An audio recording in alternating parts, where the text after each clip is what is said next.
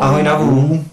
Dnes jsme si pro vás připravili krátký exkurs do romantických dob kočovných komediantů. A při té příležitosti vám prozradíme také něco ze starých a léty prověřených receptů na úspěch, štěstí a spokojený život.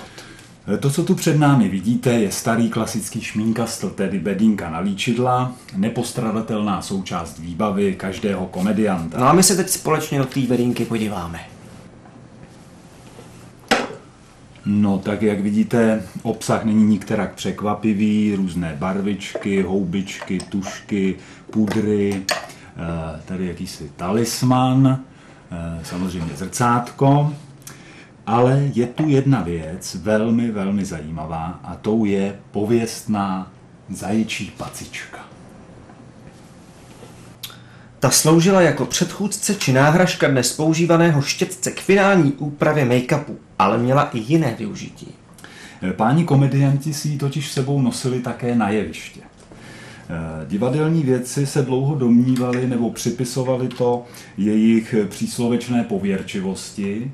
My se ale spíše přikláníme k názoru, že staří mistři si byli dobře vědomi toho, jak mocně zaječí pacička ovlivňuje uměleckou kvalitu jejich výkonu. Jako podporu této teorie jsme si připravili dvě názorné ukázky. Tady jsou.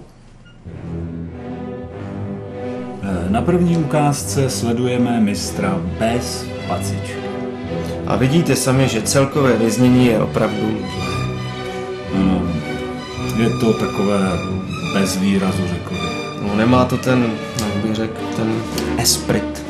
Prostě zjevně tomu něco chybí. No, něco tomu chybí. Je to špatný, řekl bych. Špatný bych taky řekl, bych špatný.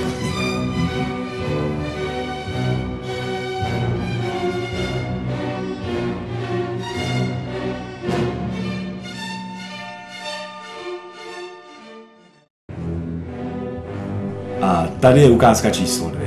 No jo, no to je jasný, ten rozdíl je patrný na první pohled. No jistě, najednou to má gráci, eleganci, jiskru, prostě to. To je nádhera, ten celkový projev získal úplně jiný rozměr. Určitě, já bych řekl, že to je minimálně o třídu lepší. No minimálně, to je samozřejmé, to je neoddiskutovatelné. Jistě, to je úplně To je o něčem jiným. Určitě, paráda, prostě.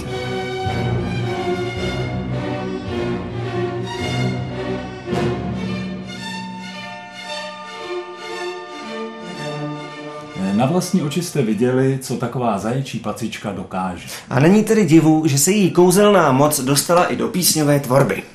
Raz, dva, tři, dva, dva, tři. Ten, kdo má v uzlíčku zaječí pacičku, ten se nestratí, na něj smůla neplatí.